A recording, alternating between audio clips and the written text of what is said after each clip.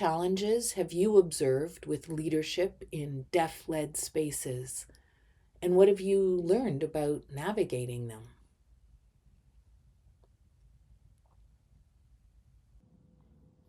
There are challenges in my deaf-led theater work. I constantly have to navigate and find different ways forward. There are many barriers to overcome because living in the world with many different communities where many hearing people do not fully know or understand deaf people's lives and experiences. I'm sorry to say, but this is true. There is still a great deal of ignorance. Because of this, we have to educate, explain, and advocate again and again. At times, this creates hesitation. Do they understand us? Do they accept us? Do they see us as equal? There is always some degree of uncertainty in this work. So, how do I navigate it? Trust your team. Have a good team who supports one another and believes in each other.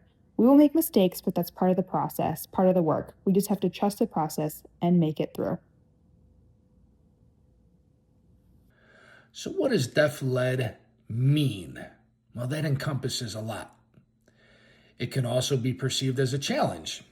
However, at Deaf West, we never look at ourselves as being niche or that we are making accessible theater or we have to be inclusive. We want to make good theater. That's it.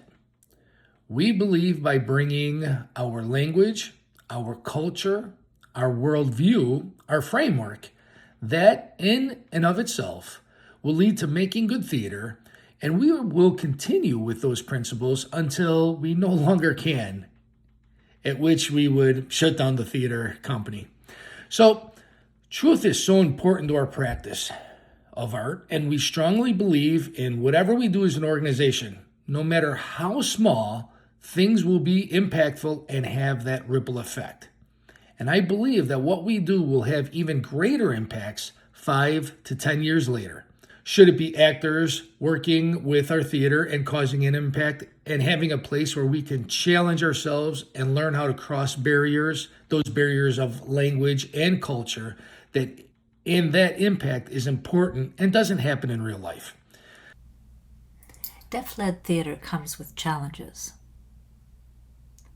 From my own experience, when I apply for funding, I know the people making these decisions are all hearing people.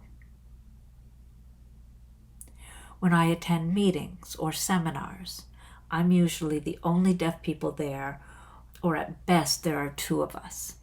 The rest of the participants are all hearing and all using spoken language. I'm always aware of that, and I recognize the inherent challenges. Because I'm using an interpreter, there's always a lag between what is said and when I receive the message. That puts me at a disadvantage. Even if I raise my hand to be recognized as wanting to make a comment, hearing people innately respond to spoken language and look to the next person who speaks rather than noticing me. When I finally have my voice recognized, my point is no longer relevant because the conversation has moved on to another topic. So prior to the meeting, I have to do the extra work of explaining how to use an interpreter, educating them so they know not to speak over top of each other, to be sure they note if the interpreter is still signing before moving on, ensuring equal access. But even with that, they often forget about the process and move on to the next topic before I've had a chance to respond. So as deaf people, it's always a fight to be seen, and it requires the added work of explaining this over and over again. If deaf and hearing artists want to collaborate on a project, it takes a lot of time for me to get the hearing people to understand how that collaboration can work. They don't even recognize that there's an issue. They're focused on the art, their ideas, their creative process. But deaf artists, while also focused on that, have the additional burden of trying to inform and educate the hearing people on how to work with deaf people, how to communicate, how to use an interpreter, how to understand the deaf way of being. You can imagine the extra challenge that places on deaf artists. And when applying for funding, the applications always ask us how we are going to make our art accessible to the broader audience. Yet we are a very small cultural minority that are constantly facing barriers and they never ask us how they can make their services accessible for us so that we have more opportunities to actually be involved. So we have twice the burden because we have to explain how we will provide access to audiences without recognition of the daily roadblocks we face. So that's just another challenge for deaf companies. Whenever I work on a project with a group, I often have to explain things to hearing people. As we work, situations come up again and again, and I find myself repeating the same explanations. But I'm not doing this as a creative artist or a director. I become a teacher, explaining disability rights over and over again. It's very exhausting. The creative process is also very different between deaf and hearing groups. For deaf artists, we need the script in advance. We take time as a group to deeply understand the meaning of the text before translating it into sign language. If someone else translates it for me, the signs do not belong to me. They do not connect to my work. This creates more work and takes more time to adjust before we can even begin the creative process. For hearing artists, this step is not needed. They read the text and they speak it. Then they move quickly to the creative process. So the timing is very different between the two groups. As well, I am constantly explaining and repeating myself, which is exhausting. When one project ends and I move to another, the same pattern repeats. I explain everything again and again. So I decided to do something different. I put everything into writing. When I shared this with hearing collaborators, they understood much more quickly. There were fewer questions and the process became smoother. This made me think about something we have in Korea, the Korean Theater Standard, or KTS. This is a handbook for the theater industry that focuses on care, respect, and safety. When I reviewed it, I saw some information about working with disabled people, but nothing specific about deaf people. So I decided to create DTS, Deaf Theater Standard. It took 1 year of regular meetings to develop it. After that, we tested it and gathered feedback. At first, it did not work well. The rules were too rigid. It made people hesitant and slowed down the process. So, we deconstructed it and developed it again, focusing on clarity and openness, encouraging people to approach the work with understanding. After 3 years, it became a strong standard, not only for theater, but also for film, dance, and other fields. It's helped people work together more smoothly. I believe this handbook could be useful worldwide because it includes deaf people. Using DTS helps everyone understand each other better and work more efficiently. I feel very proud of this important piece of work. Deaf-led theater is a huge challenge. When I first started acting, I remember moments as an actor of being directed. But, when I took on directing, it was nerve-wracking. I didn't receive training to become a director. There were no accessible courses for me to take. I had to learn it all on my own. I look back on my time as an actor and recall how I was directed. And then I read books that I could find, had conversations with friends. Admittedly, as a director, I've made a lot of mistakes that I reflected on and I've learned from. I did a lot of reflection and unpacking on what I needed to improve. And most importantly, I would ask the deaf audience members for their feedback. Was the play good? Did you enjoy it? Or why didn't you like it? What was good and not so good? And then I learned how to make things better from them. Their feedback was paramount. And that's how I improved my directing skills. I will say that leading a play is easy for the most part. But managing a company and the team can be a challenge and a learning curve. The key to a good professional team is the structure and the teamwork. And with that, clear communication is essential.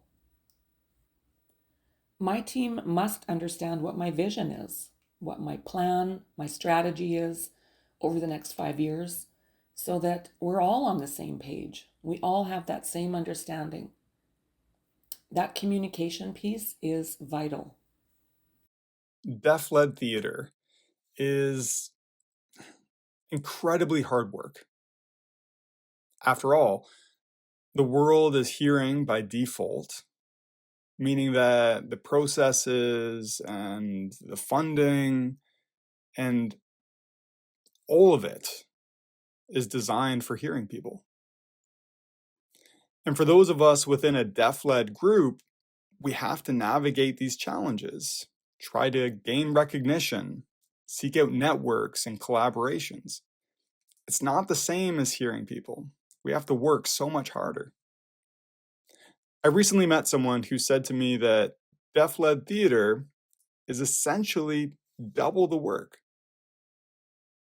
And when I asked what they meant by that, they pointed out that not only are you running a theater company and all that entails, but you're also bringing deaf culture, deaf experiences, deaf modes of expression to the foreground and educating hearing people, getting all that out there. And that's a job in and of itself. A whole other layer on top of what theater work already entails. And deaf-led theater is challenging. However, it's so important. We have to do it. We cannot just stay on the sidelines and let others define deaf lives. Only deaf people can do that. We introduce audiences to the deaf world with these really enriching learning experiences.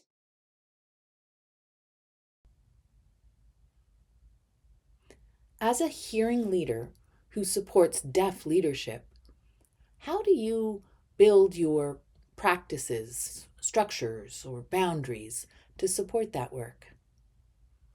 And what does meaningful support look like when you are in deaf-led spaces?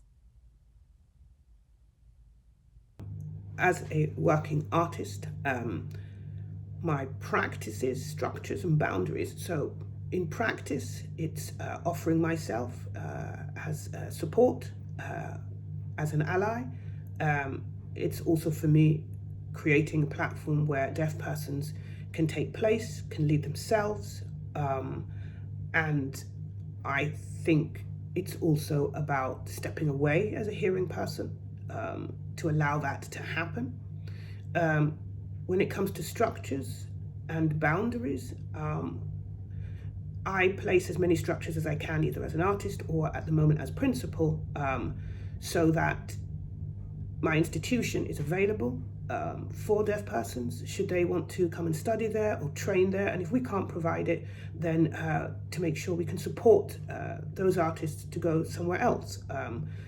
Also for me, it's one of my best memories really was handing over my leadership of Tyst Teater, KREA, at Riksteatern, Sweden, to a deaf artistic director. That was a joy. That for me is very much about allyship and making practical, giving over space and platform. In my practices, having been the artistic director for KREA, Tyst Teater, it changed me. The practice changed me. It changed how I work in terms of how I hold space, in terms of what voices are missing in my room, in terms of how I communicate. I'm still lucky to be able to work in Swedish Sign Language.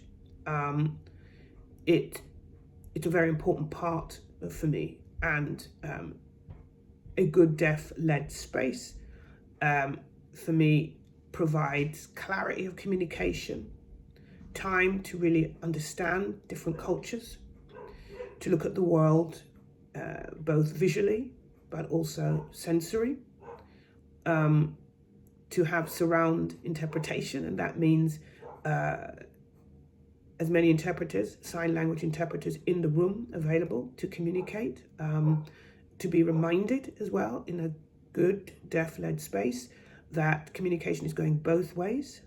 It's not just about deaf artists communicating with hearing people, but vice versa. And great interpreters can deepen and strengthen, inspire, and mitigate challenges in a space. That for me is a good deaf-led space. Opening the doors, hiring deaf people, looking for the competence in the deaf society, but also emphasizing that in all societies in Norway, people can learn more. It is possible to be better if you listen to other people's knowledge, if you acknowledge that we have different educations, we know different things, and if we really take care of that and tell each other and share knowledge, this is building deaf leadership, not only today but in the future. And I really hope, and I mean that, I hope when I end my years here at Teater Manu, there will be more deaf candidates applying for my work. And I hope I have done a good job building their competence and knowledge so that they are strong, have strong applications. Sorry about the English. This is not my normal language, so I'm struggling a little to find the words.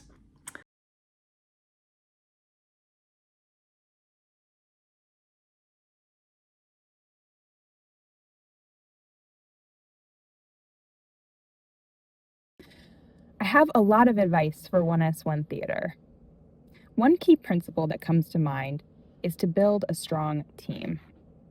Do not work alone. The more people, the better, and ensure that the team has a range of artistic skills and areas of expertise, such as grant writing and so on. At the same time, remember that deaf identity is not just one single experience. We do not all share the same lived realities. So be sure to include a range of deaf perspectives within your team, which is always good. So my advice to 1S1, we can look at the history of deaf theater, which is still pretty young, a little more than 55, 60 years old when we talk about professional deaf theater. And by using that and standing on the shoulders of all of the great deaf theaters and actors who came before us, but at the same time, we need to look forward and see what the definition of theater means, continuing to push boundaries. We must assess and continue the new framework that we find in this world. For an example, we have access to more captioning, AI, a multitude of technologies, and a great variety of deaf experiences, such as those who entered the deaf world later in life. And with all of that, we can really assess what it truly means to be deaf in a variety of ways and to honor all of those existences simultaneously. We are in this together. All of us can make an impact on what our children and our future generations will achieve as artists. My advice to 1S1 as a deaf-led theatre is to keep going. You are called to do this.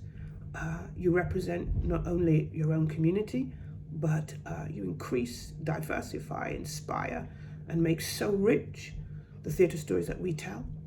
There are going to be huge challenges. I think it's important to remember how you got here, who has gone before, and what legacy you're going to leave behind. To keep pushing on the professionalism, keep inviting the communities in to respond to the work,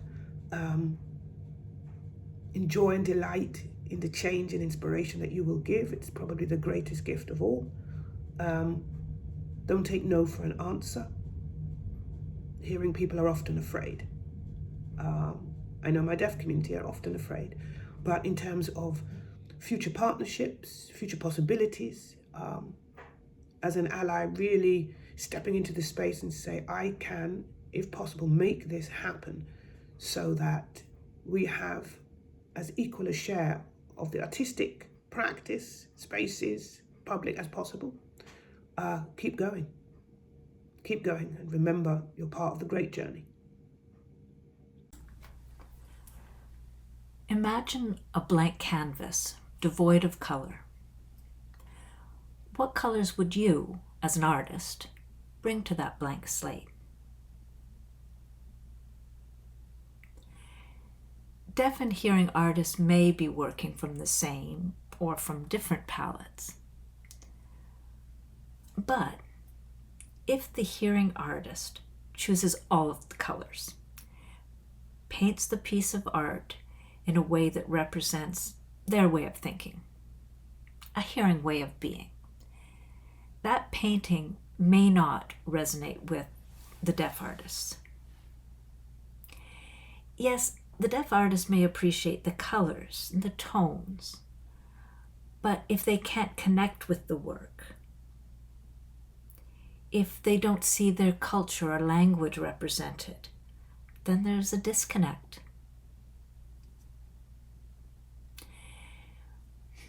But what do you think would happen if the hearing artist didn't create that piece of art? If the deaf person was given free rein to choose the colors, what would happen? Wouldn't the end creation be powerful? I believe it would. I believe that the vibrant colors that tell our story would resonate deeply. The metaphors that represent our lives could be told through the colors of deaf artists, through body language, facial expression, the costumes we design, the lighting and set chosen. It would all be done in a way that works for deaf audiences so that the art is fully accessible, while at the same time allowing the hearing audience to see things that they may never have seen before. Deaf artists create deaf art, and it's incredibly powerful. Art created by hearing artists is also powerful, but in a different way than ours. But it's through mutual respect and collaboration. All of those colors can blend and become even more powerful. And I believe it is time for us to think about that. When I first established Handspeak, there were 3 deaf artists, including myself. Over time, the group grew to 10, then 20, then 30 people, and then back to 20 again. Over the years, the number of artists has changed, with people coming and going. But for much of this time, I was the primary leader. I had a decade worth of experience working as the only deaf person in hearing environments, and I had a strong background in dance. Because of this, I naturally took on a leadership role. Eventually, though, I started to think, what happens if I leave? Who will lead then?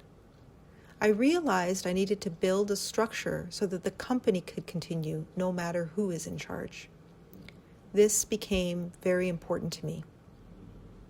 I brought people in, mentored them, and gave them feedback so that they could learn how to lead. I also taught them not to take feedback personally, but to see feedback and growth as a way to create lasting change. If the structure is strong and the changes are sustained, then future deaf generations can continue the work. Our work should not stop. It needs to remain strong and lasting. The same question applies to hearing collaborators. When I am no longer here, who takes over? I do not want hearing people to take the lead. I want the next deaf generation to lead, with hearing people working alongside them in support. I have also seen artists from Handspeak go on to become leaders themselves and create their own groups. This makes me very happy because I know I am not the only one doing this work. Building and testing this structure has led to results, work, and collaborations. I hope this work continues to grow. Help people get education. At least here in Norway, I see we are in lack of good educated deaf people. And I mean education for theatre. Right now we have 2 girls in Scotland taking a bachelor in theatre playing, being actresses.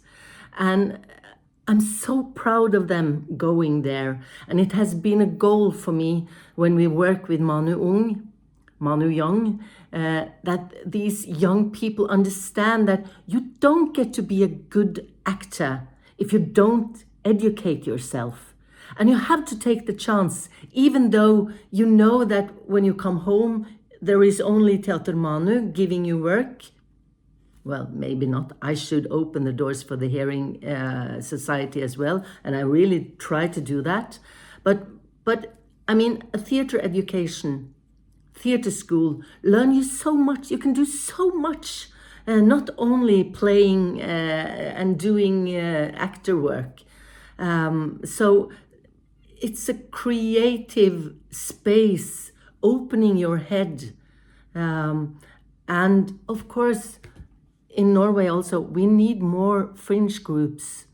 We have one, and we have some amateur groups, but we really need more deaf actors, more deaf directors, more fringe groups. And then you have to educate. You really have to do that. But then the other thing is learn how the political system in your country works. It's so important to have politicians understanding, drag them into your space, show them who you are, what you're doing, and show them the problems, the closed doors, the lack of translators. I mean, there are so many hearing people not understanding how many boundaries you meet as a deaf person. I have talked a lot about that, but I've also made it a very important thing to always bring some of my deaf employees with me when I meet politicians, because I can't be the front face of a deaf theatre. I have to use my employees to do that, but working with politicians and getting them on board, that's the only way to rise your fundings, really. And then, of course, do the same with the private fundings around. But learn how your country works when it comes to political decision makings. And this is so different from in every country. Sweden is different from Norway. Denmark is different. Everyone is different. You have to focus on your own country to do that. My advice to your company or any new emerging company is really that your first 5 years must be focused.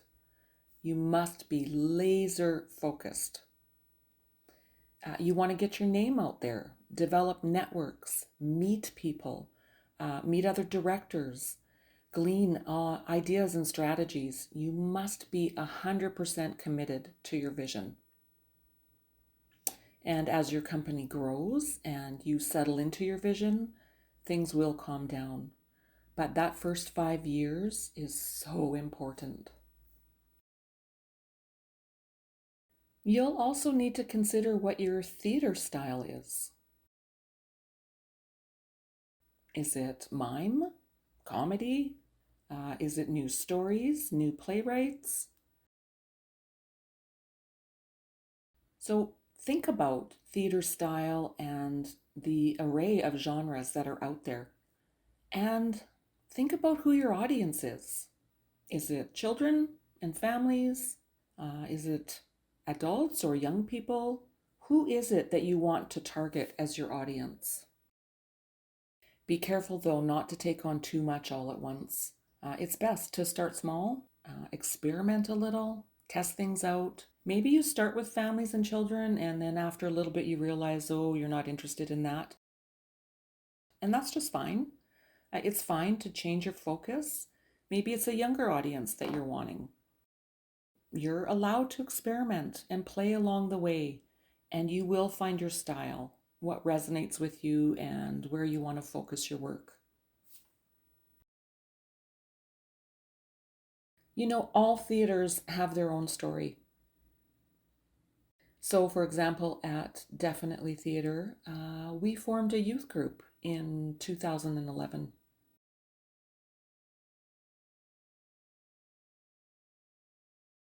We did this because we were thinking about the next generation. Many of us are getting older, and we need that next generation coming in behind us.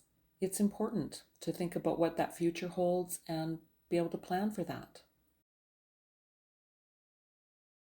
So, with our adult main show and then the young drama group coming in behind with the next generation of stories to share, we have a plan.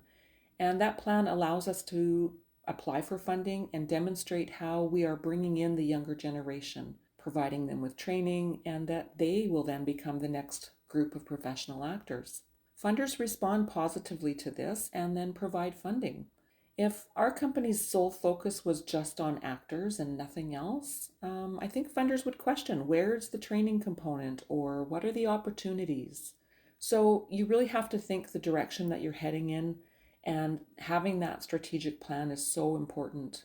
And planning for 1 or 2 years is not enough. You need to think long term with that 5 or 10 year strategy in place. And remember, though, you're not stuck with that plan for 5 or 10 years, but you have a foundation to work with and you can make changes along the way. I used to do quite a bit of networking in the hearing theater industry, but I do quite a bit less now. And I don't have to because everybody knows me now, so I can engage as things arise. And it could be just meeting with others now and then or connecting via email. I might visit their work to see what they're doing or invite them to come and see our work. So those conversations may lead to a joint project of sorts. Again, it comes down to that communication piece. Lastly, if anything at all, remember this: don't give up. Don't give up. I've been through it, and yes, it was exhausting work. I had 2 children through all of this and worked in between. I would drop them off at childcare, go to work, manage things at home, manage the company. It was tiring, but it's okay to ask for help. And don't try to fool yourself or others by saying, oh, I'm okay, all good. Be honest and ask for help when you need it. Maybe it's become just too much. You need a timeout. You need to be home with the baby. Let the team take care of things or hire someone to do that work and take the break to recharge so that you can come back and carry on. Always ask for help. The other thing that's really important is to pay attention to and look after your mental health. This has been a roller coaster for me, and it became apparent that my mental health was being affected, and I had to step back, take a break, and then come back into the work. The theater industry is tough. It's full of struggles and frustrations. And as one deaf company competing against a majority hearing theater companies, it's challenging, and I had to break away from it. But don't ever think that those hearing companies are better than you, because they're not. You are equally as good, and you must remember that.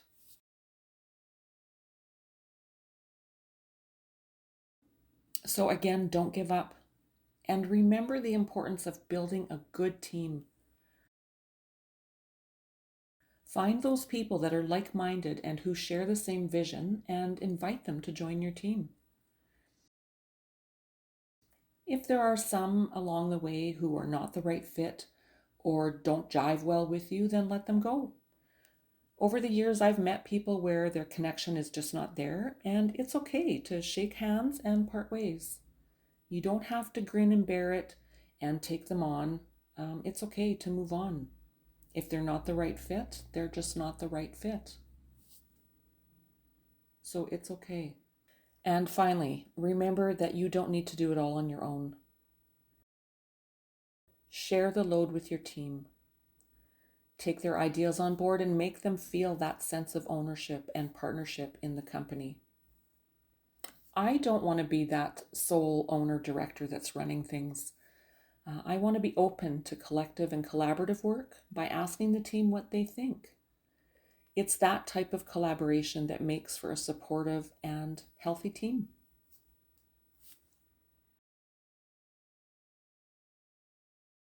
I hope that what I've shared today helps you create a vision of your own for the future. And remember, don't give up.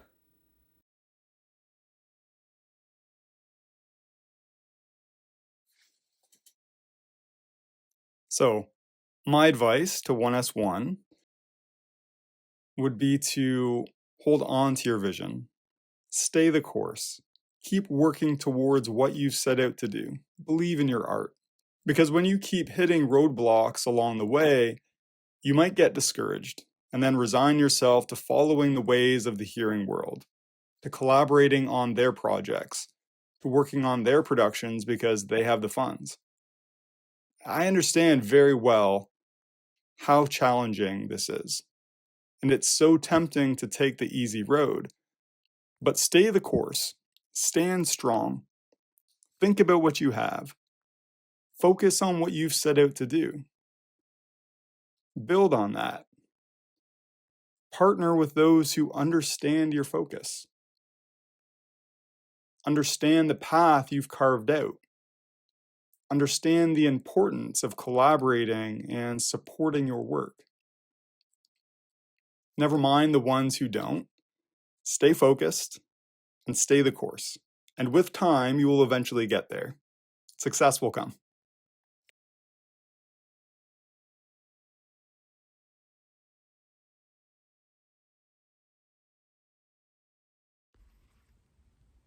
We would like to acknowledge and thank the Canada Council for the Arts for their support of us at 1S1 Theatre and Why Not Theatre and our company Exchange and Collaboration.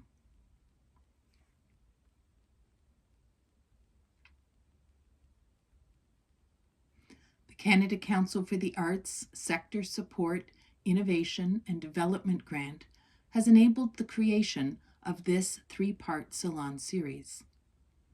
One salon is entitled Unpacking Common Mistakes in Deaf-Hearing Theatre Collaborations. Another explores 1S1 Theatre's deaf-led vision for the future. And then there is an interview with Why Not Theatre about their production, Prince Hamlet. The aim of the series is to generate a dialogue which can increase awareness of deaf-led work among those in the arts sector, and of the importance of giving us, as deaf artists, power, visibility, and space. All of your input, contributions, and experiences were vital to the creation of these conversations, which have become a resource for our community and for all the diverse communities in the sector. To share, foster collaboration, and serve as an inspiration so that together we can flourish and thrive. Thank you. And also, to Why Not Theatre, I want to offer my utmost and most heartfelt gratitude. Thank you for your unwavering support for 1S1 Theatre.